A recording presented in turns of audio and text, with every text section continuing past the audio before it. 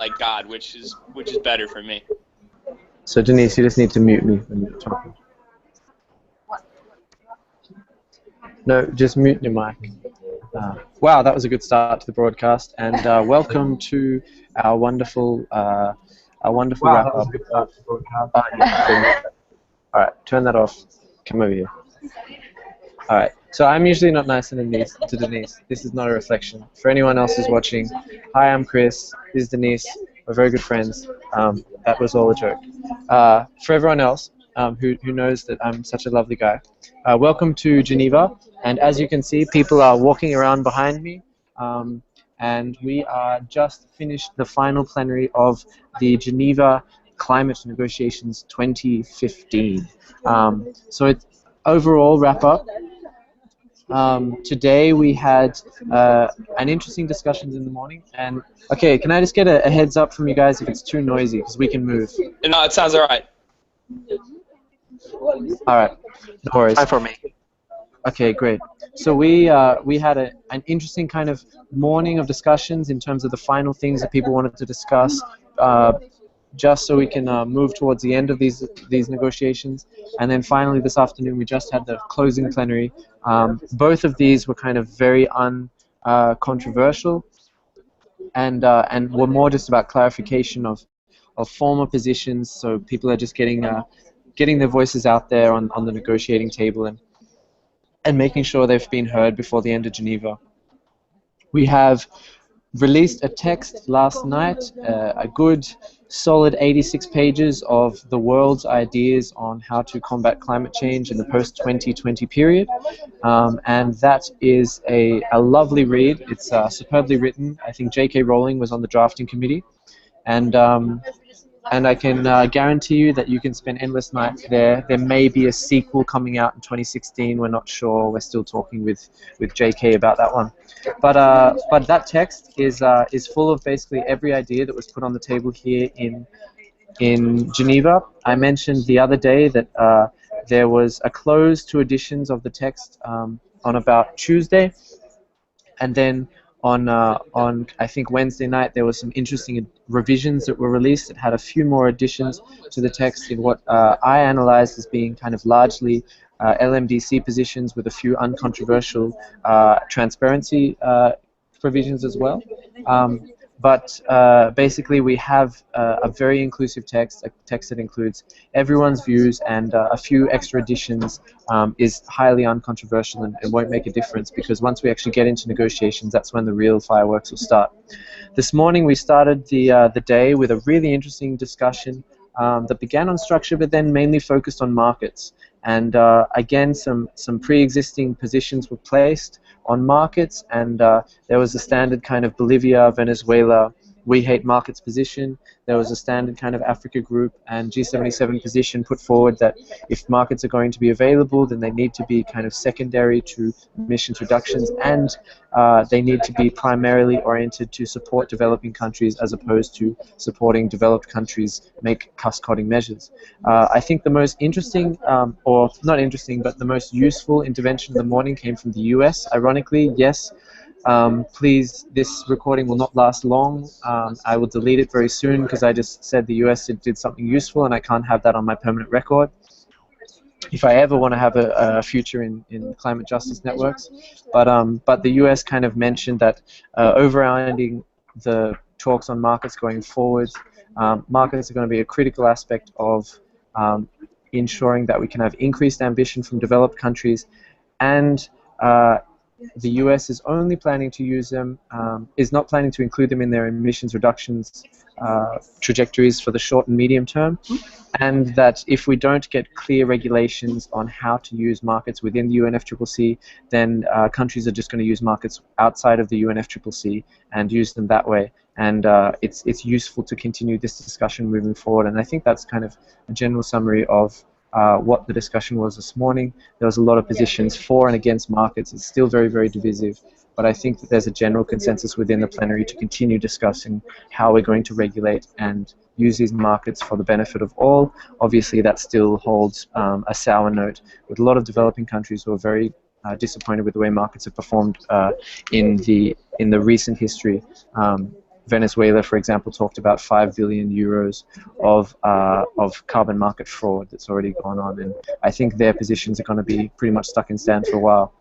Outside of that framing, obviously all of the NGOs have kind of put their final framing on.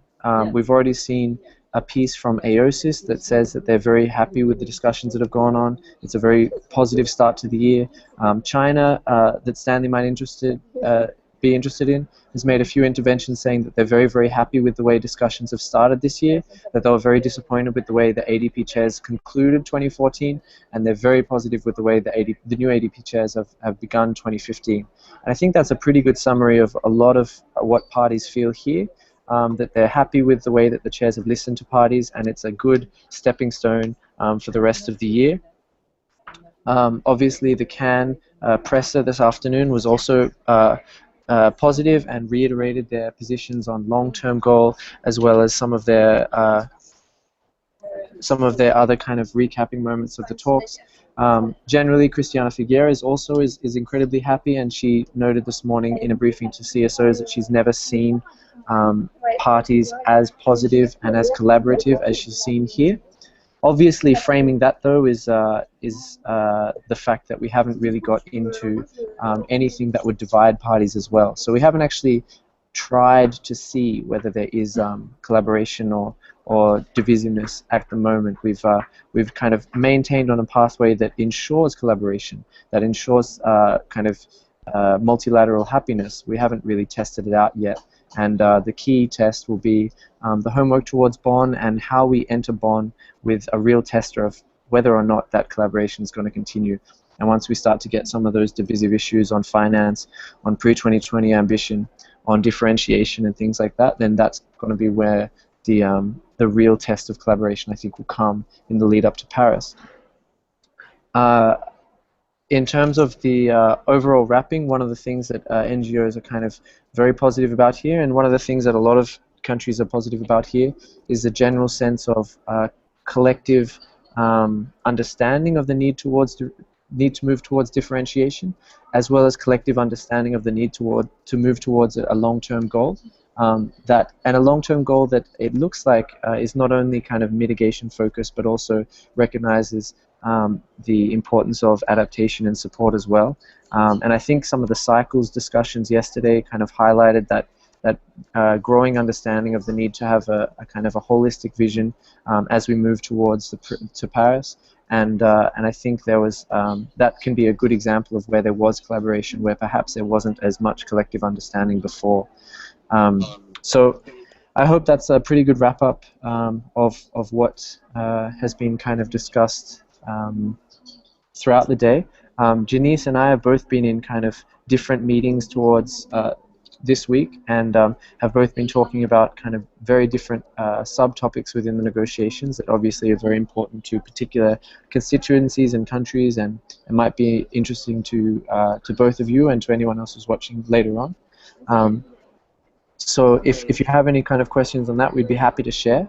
But please direct us towards that, because it's pretty hard to pick and choose right now. But I hope that's a good wrap up, and I'll pass it over to you guys. Thanks, Chris. It was a great wrap up. Very very dense, and I learned a lot. I'm wondering if they went into discussions as I thought was planned about differentiation today. I thought that they were going to kind of talk through some of the stuff about the different annexes that the U.S. proposed. You know, they're quite controversial, and just that particular section, I think, of the mitigation text. So actually, I've been working on an article on differentiation. Hearing from yeah. So hearing from developing country negotiators that even though so many proposals have been given, not only here but even in previous climate talks, that given the new climate regime of the INDC, so some they're still discussing it within their blocks. Yeah. So for example, at least Tuvalu said that for LDCs, they already submitted last year their their own take on what, for example, this annex should look like. Developed countries with emerging economies, and then everyone else in another annex, for example. Obviously, G77 is still talking about it. African group is uh, doesn't have an own negotiating bloc position. Um, it's also interesting hearing intel from various people about how um, even major members of G77 are not don't see any discussion on differentiation in G77 Really? moving forward into before Paris. Oh, sorry, So, Denise, we can't quite hear you. There's a little background noise. oh, sorry. I was just saying that we heard no. Oh, okay. We heard intel that their G77 doesn't see a discussion on differentiation moving forward, at least until Paris, which is surprising because some of us heard other intel from actually from the same delegation. Maybe you can. Yeah. So we've heard, and I'll keep my voice down because I think we Yeah. have some European observers in our midst. Yeah. But we've heard that there's a lot of kind of moves to discuss differentiation, but there's definitely not a consensus on it yet. So there was an option kind of floated that perhaps bringing ministers in pre-Paris, or at least very early on in the Paris process, might allow them to kind of do a lot of the heavy cutting and pasting earlier on, and then leave kind of negotiators an option to do all of the kind of very intricate comma replacements and spelling changes later on in the text, and that might be an option. There was also calls from I think I forget which, but there was definitely an African country who presented the idea of having a meeting before Paris, specifically to discuss differentiation. And I later found out that that was kind of very, very favorable within G77, and that possibly might kind of supplement their lack of discussions on differentiation right now. Even EU, there was even an EU country which proposed Yeah. a meeting before Bonn. Yeah, Yes. for sure. So there was kind of a lot of, it seems like, if anything, a consensus over the need to kind of discuss this as a group more. But there was kind of a call at the end that there's going to be no meetings until Bonn. No formal meetings anyway. Yeah, no formal meetings.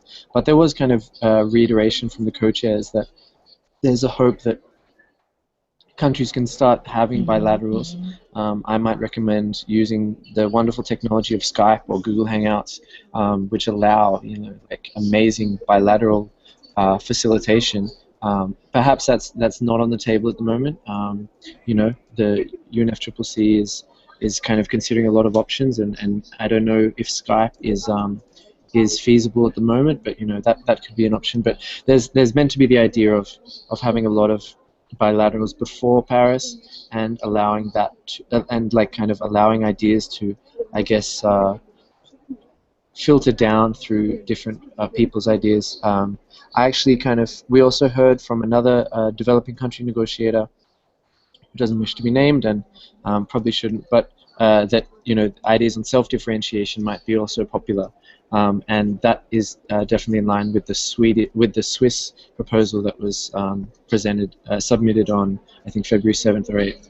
So there's still kind of a lot of divergence on that differentiation issue, although there was some parties who do kind of think that the ideas around Brazil and US are kind of potentially the most feasible at the moment, and worth discussing, I guess, at the top of the list. But we definitely haven't deleted the rest of the list at the moment, if you like.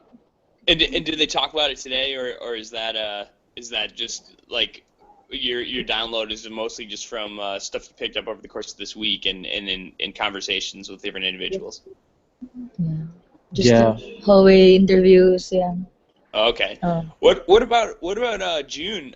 Going towards June, Chris, you mentioned that there was homework that countries have to do between now and June, and I know that that brainstorming sort of how they'd like to work in June was on the agenda for tomorrow. What did we learn today? So I'm going to bring Fede in. Fede was in the negotiations this afternoon and in the closing plenary. So Fede, the question was, it's pretty clear here that we have to get countries to do a lot of homework before we go to Bonn. Was there any clear directive today from the chair on what that type of homework would be, or were there any kind of really productive submissions from parties in terms of what that homework could look like? Um, I don't really know about any submission from parties. I didn't go through them, but what I can say is that during the during the negotiations this afternoon, like most of the parties seem to be pretty happy with the way chairs were proceeding. I don't think there is actually still a decision or an indication on how they should prepare for the next session. They've been left like with a high degree of freedom. However, there are at the moment, I think, different positions from developing countries and developed ones on the way that streamline should be addressed. Many developing countries were requesting for an additional meeting before Bonn in April, but apparently I don't think this has any chance to happen at this stage. And so I spoke with other delegates from the EU, and one idea that they all seem to be like, yeah, there could be a way forward, was about the like involving ministers and possibly heads of state in advance. Yeah, we Like, discussed this. yeah. So this is one of the possible ways to move Before forward. June, that would happen before June. Well, when I mentioned that to a very big developing country with 5 letters and the first being I and the last being A, and not I like, and he was like, well, India basically told me that they don't think before June. According to them, it's after June, but there is a chance in Bonn, not before, but there is a chance in Bonn. While talking to other countries from the EU, for example, they instead didn't exclude the chance of like leaving space to high levels to decide which directions the negotiations should take, and then leaving space to negotiators to discuss the language and legal forms. But I guess just cutting in there, because I wasn't in the afternoon session and this morning session, there certainly wasn't any kind of indication of the homework. Are we really heading towards a kind of a very open-ended, just do what you want before Bonn kind of situation, or was there any kind of directive of, everyone get a submission in or try and figure out this situation before Bonn? I didn't really get a sense of that. I don't even want to think about what the co-chairs could do, because they've been surprising us, and particularly I was very surprised about the way they managed this session. So I really don't know what to expect, to be honest. I think what they are looking for is to countries to discuss regionally and nationally, and to examine the test. And once they do that, hopefully the co-chairs are trying to make parties decide before Bonn which way they should move forward. So I think this is something that they want to try to. They were like, okay, now take your time, go back to your country, discuss the document we've been making here, and then like come up with ideas. So they just continued the way they started here, like giving completely freedom to countries. They wanted to establish this relationship, like trust, and they didn't want to put pressure on them. So for what I know, I mean, I didn't hear any specific recommendations like you have to come to Bonn with this done. I didn't, I didn't, I don't think this was the case. Yeah. Sorry if sorry if you already mentioned it, but we're looking also for a session note, another session note, to The one be, in April. yeah. Yeah, but apparently during the closing plenary. Yeah, during the closing plenary, the co-chairs announced the dates of the two meetings after Bonn, and they both will be in Bonn. And I don't know if they did. Chris tell you the dates? No, he didn't. But I think I've seen it's October and the end of August, right? Yeah. I'll look at them right now because I have them here.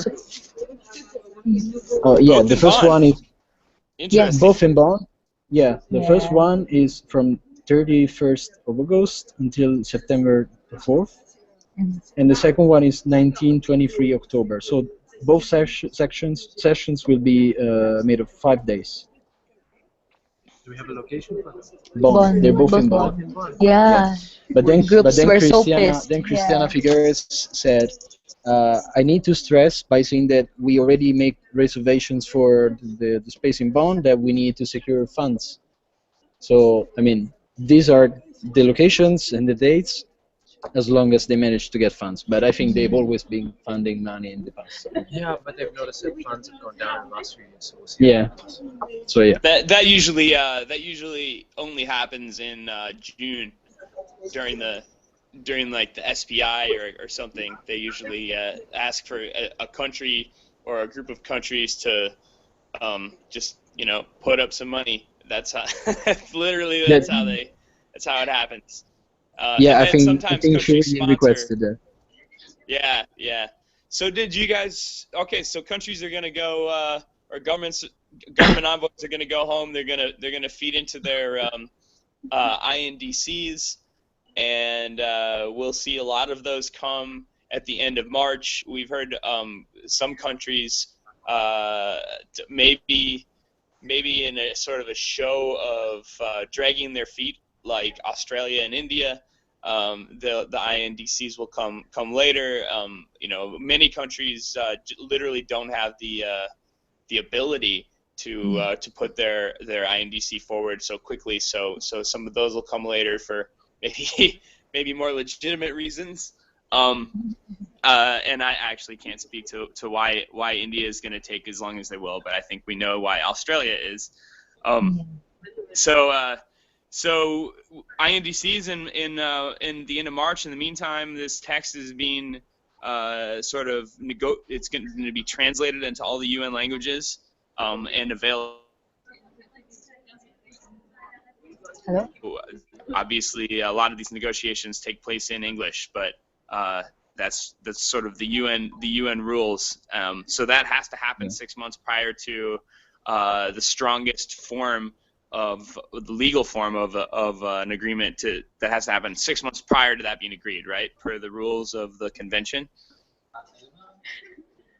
And then we get back together in June, right? And and it's up to countries to decide how they're going to streamline. Just like in the beginning, it was up to countries to decide without a lot of guidance from the chairs, which has been a frustration of governments in the past.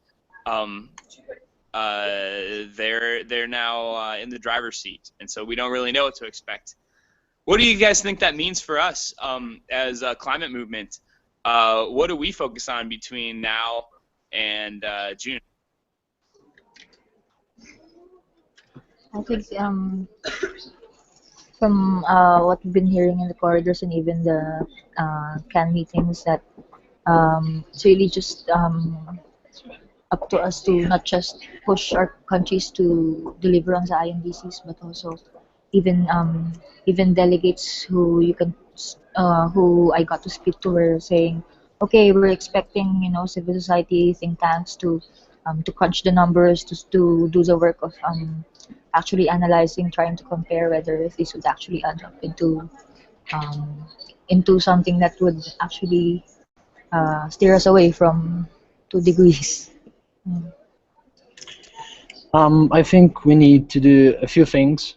The first one, trying to be propositive, like even suggesting ways forward, even for streamlining. I mean, I don't know if they will then listen to us, but we should try to discuss with like both with experts and perhaps negotiators, and try to use our channels and our power to push towards something that we may consider and a good way forward.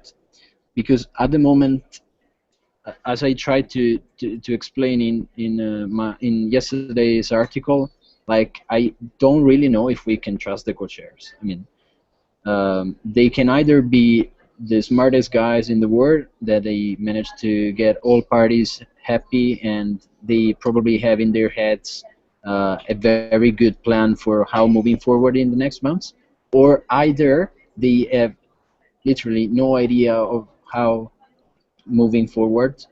They probably lost control when countries were submitting so many additional paragraphs, Mm. and maybe they're just lost. They knew that they couldn't put pressure on parties right now because they would get make them get angry.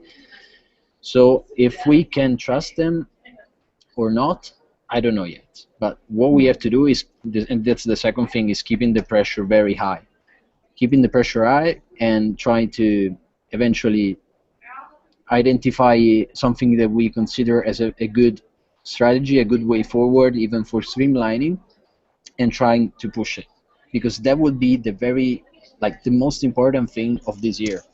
Because if parties manage to agree on a procedure, on a methodology that is good, then we really may have a very good agreement in Paris. I mean, the good thing of having such a long text right now, I think, is that it contains basically everything. So both good things, good options, and bad options. So this means that inside there are also all the necessary to provide an ambitious agreement. So we need to do our to put our best efforts in pushing first in identifying a good strategy, and then pushing it, and then doing the best of our efforts in Bonn to make sure that parties don't get lost. Because if they get lost in Bonn, then I think it's going to be pretty hard. It's interesting because I've been participating in various groupings of civil society networks, and in all those discussions, for example, on how to move forward with differentiation, how do you from what we heard from Chris about how do we move forward with zero net emissions, uh, there's this feeling that okay, while we're pushing our countries to and regional blocks to get their act together. I mean, even civil society still has so many different proposals, and still also has to put forward a more united position that we can push. I think yeah, that's we also have to have our own parallel process, like what Freddy said. And then obviously, do you guys feel? So you know you kind of have been in the details of this text, and a lot of it. So some of it is about like the long-term goal, which direction are we all headed? Some of it is about uh, So I how. just got the fingers, which means that, obviously Fede and Denise have been basically asleep during whatever discussion Josh has asked about, which is not unusual in this team. So Josh, maybe repeat whatever question that I obviously have to pick up the slack for. Okay. All right. So you've been into the details of the text, and we're getting a sense of what's important, in terms of like elements of the new agreement. Do you get a sense? Is there is there a sense that we're as a movement gonna kind of pivot to pushing countries on what they're individually bringing, to the agreement? These so-called INDCs. Is that where the energy goes in the near term? Fede talked a lot about how we should bring ideas of civil society about how to streamline. And Denise mentioned how we have to put sort of pressure on countries and kind of maybe do some homework ourselves. There's some like divergent views about within the climate movement about of the details of the long-term goal. We all want to phase out fossil fuels. We all want to phase in clean energy. But is that net zero, whatever? So all that stuff notwithstanding, how important are INDCs in the near term? Are these national commitments?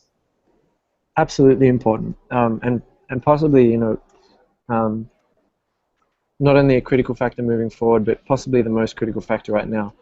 I would say the long-term goal is something that a lot of particularly northern NGOs are kind of jumping on, and it's very positive, and it's an area where we've got a lot of momentum going now, and it's an area where this negotiations in particular gained a lot of ground on.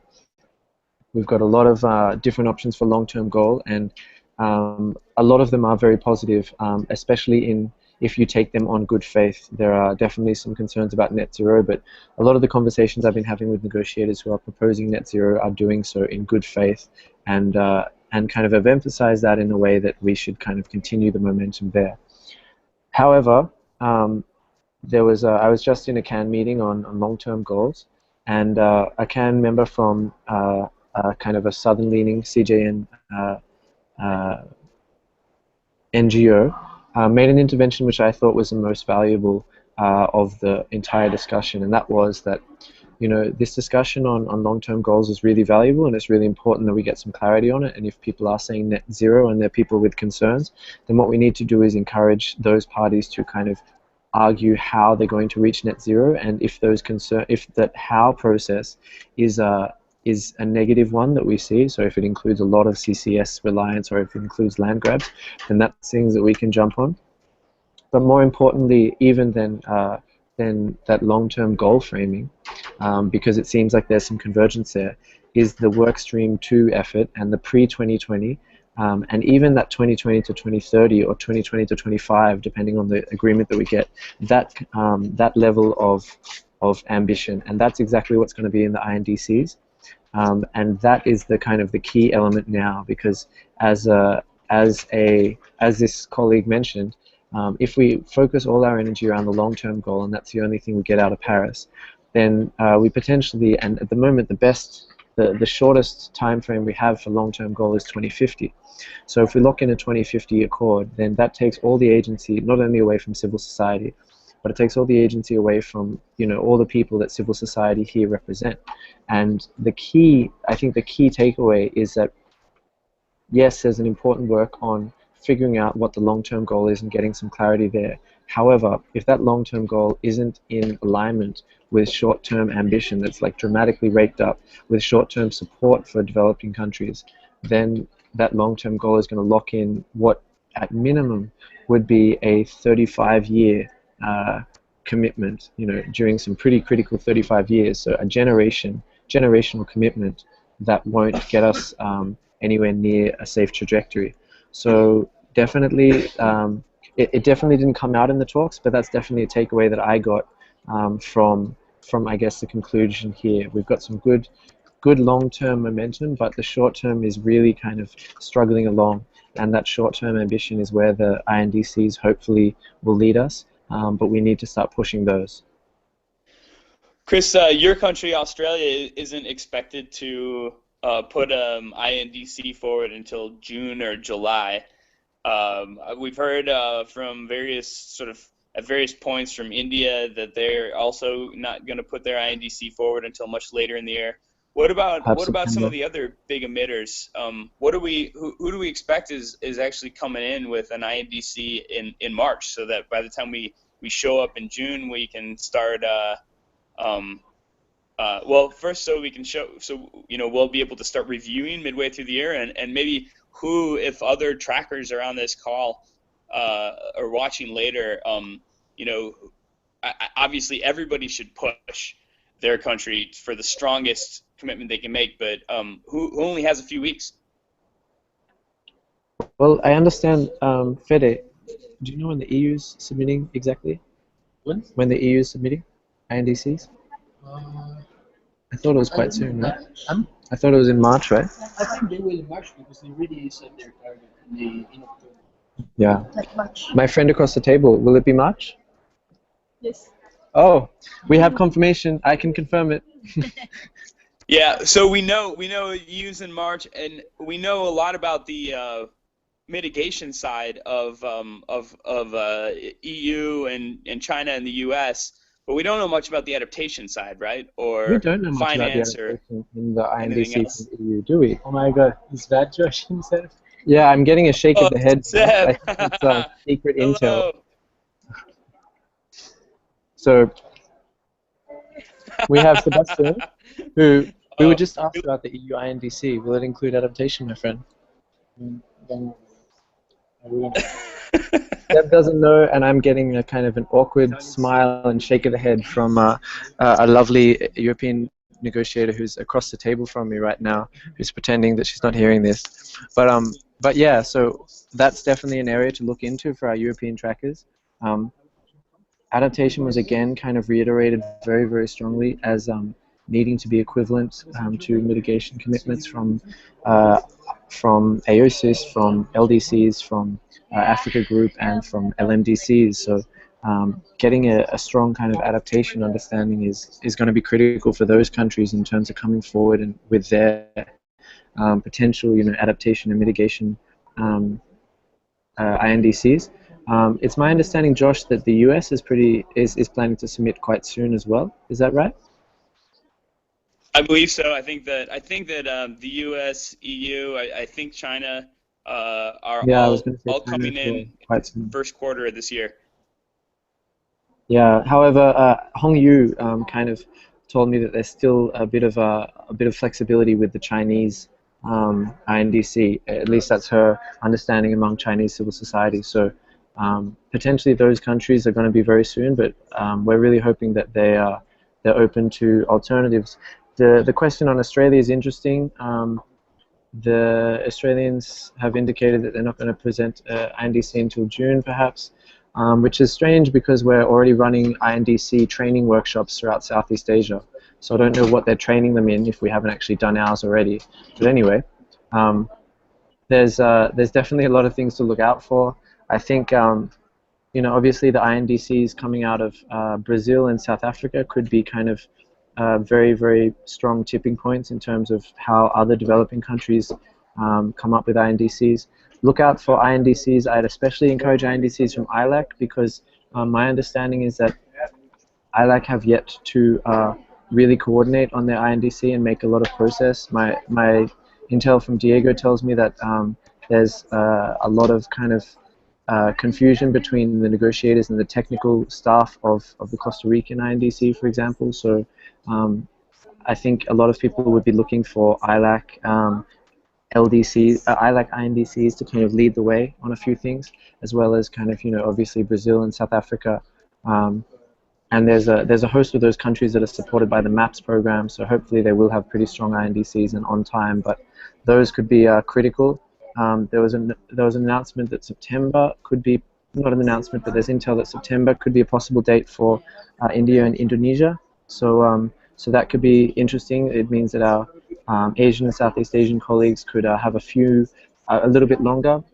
My understanding of Malaysia is that they have no plans on a due date for their INDC, but hopefully, and I guess the LMDC countries are going to be kind of quite resistant, potentially not submitting or potentially late submitting INDCs, if any. So that's going to be something to push. And particularly in these negotiations, they've once again kind of played the equity card. They've played the kind of we support civil society kind of card and things like that. So that's an avenue for civil society to potentially try and kind of twist there. And I think that that's kind of important. Obviously, the Africa group will need a lot of support with their INDCs, but equally, I think are very open to civil society support for their INDCs. So engaging kind of young African support for the INDCs and pressure on the INDCs would be great as well. and definitely kind of throughout Asia, I know that definitely there's capacity constraints in Thailand, in Cambodia, in Laos, and a lot of those countries.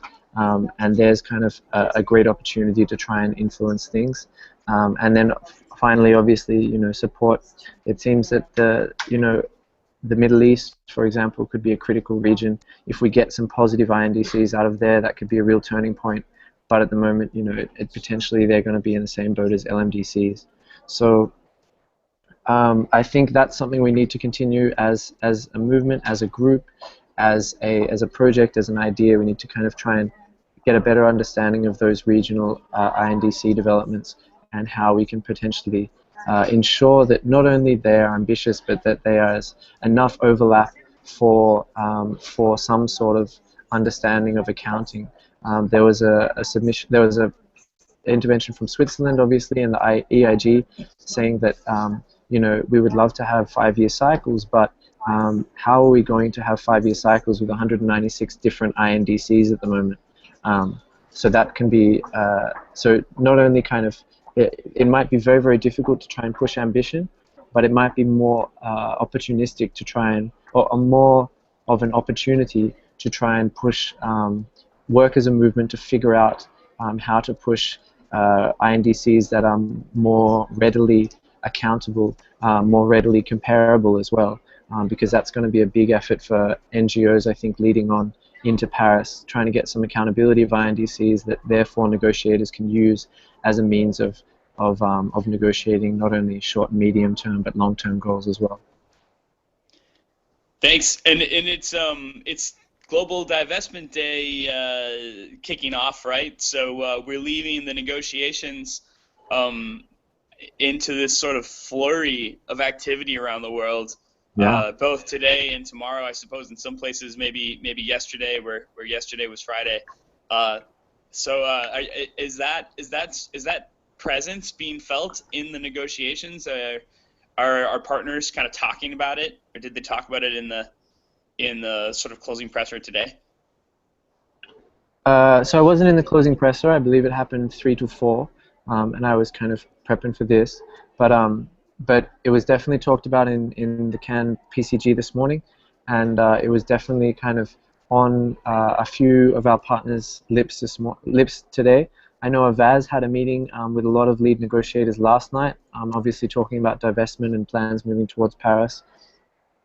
And I think that's a great kind of tipping point in terms of the way we communicate this and the way we communicate the rest of the steps towards Paris. We've made a lot of good progress. It's a very, very hard legal battle right now, but we've made a lot of good progress, and there's a lot of kind of good faith in the air, and now civil society is kind of stepping up and leading the way with taking back the power from some of the fossil fuel companies who are obviously holding back a lot of these negotiators from making the types of commitments that they want to. So pushing forward with that divestment pledge, and pushing forward with kind of these very much low coal, low fossil fuel discussions is really critical. At the moment, also that's a perfect way to influence the long-term pledges. I mean, at the moment there's a lot of discussion on what net zero would mean, what the difference between fossil fuel emissions phase out is and fossil fuel phase out, and all of those discussions, I guess, change or evaporate if we get a really, really solid push to eliminate fossil fuel use as soon as possible and make fossil fuel companies as unbankable as possible as well. So in my country, for example, in Australia, we've got the big fight against Adani and the kind of coal expansion there, and the state in which that's going to occur recently had a change of political leadership through a popular vote that was a massive shift, and a lot of that popular vote was due to kind of environmental concerns and distrust in the government's way of handling the environment. And I'm really hoping that that kind of movement, the divestment movement, can continue to push forward and open up windows that these negotiators can use when they start to frame their short, medium, and long-term goals. Thanks.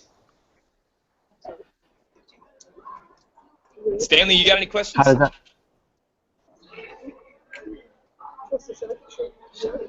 No, you totally have all my questions. and Chris and Fede and Denise done really well on answering your questions. So I think it's really clear for me. So this has been our longest wrap up of the day, of the week, sorry. We now clicked over to 5 p.m. on my clocks, and we've included the whole team and even some input from some Danish expertise. And I'm hoping that this was as good a briefing as we could have given. If there are any kind of extra questions that you have, we are still in the negotiating rooms for a few hours, potentially. So there is still an opportunity to follow up and kind of get some last-minute intel if you like. But saying that, we're also working hard on getting a few articles out from today after being stuck in meetings and following the kind of final twists in the negotiations. So there should be a nice amount of... Go for it, Josh. Is there a can party tonight? We're trying to organize around that. Unfortunately, the convergence on the can party seems to be as close to convergence as the convergence on the long-term goals, and there's a lot of discussions over of geographical convergence and kind of landing zones on what the reporting requirements would be for a location on the party, and whether or not the amount of alcoholic beverages consumed would meet the kind of the final global goal of limiting loneliness to a to 2 degrees of temperature, which is basically what the temperature is going to be when everyone leaves the bar tonight.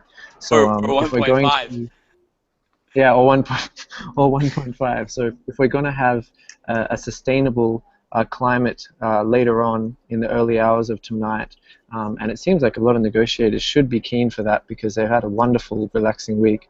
But if we're going to have a sustainable climate later on tonight, we're definitely going to have a lot of multilateral collaboration going forward with some convergence over landing zones, possibly post party as well as pre-party, and for the medium term as well.